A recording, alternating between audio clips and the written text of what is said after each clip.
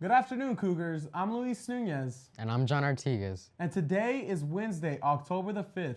Please rise for pledges of allegiance. I pledge allegiance to the flag of the United States of America and to the republic for which it stands, one nation, under God, indivisible, with liberty and justice for all. Honor the Texas flag. I pledge allegiance to thee, Texas, one state, under God, one and indivisible. And now for the moment of silence.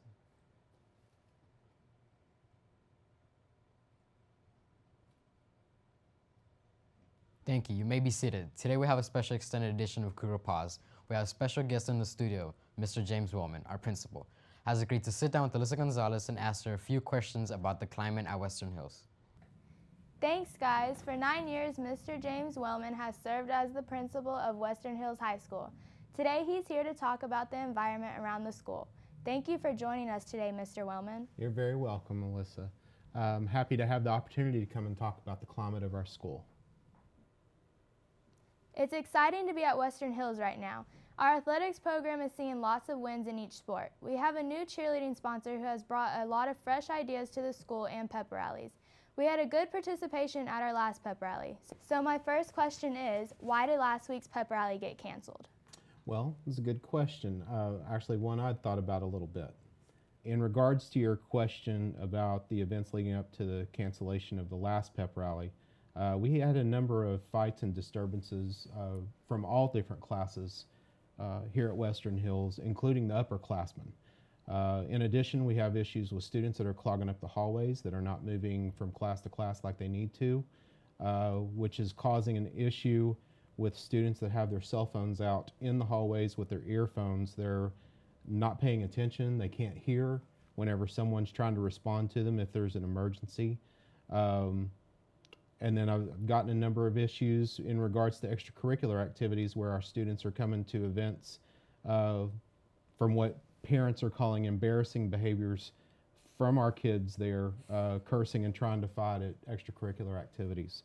So all of those things culminated together is what led up to having the pep rally canceled.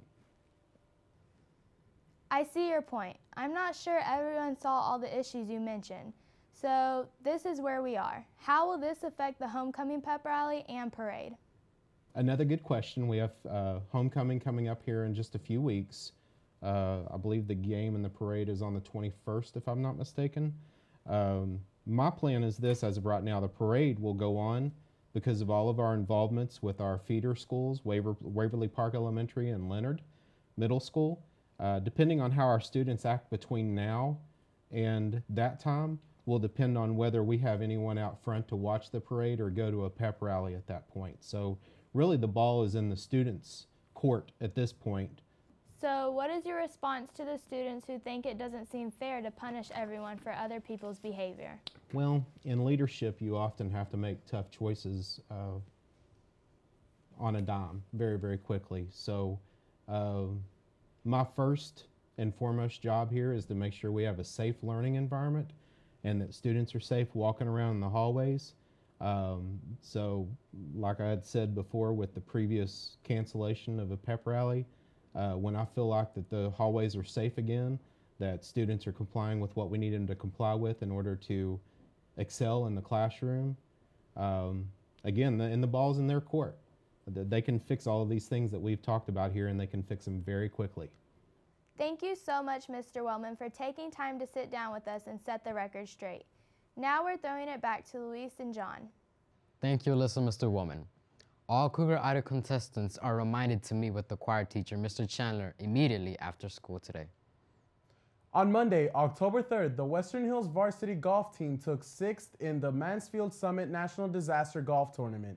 The Cougars were led by Ryan Humphreys and Zach Smotherman.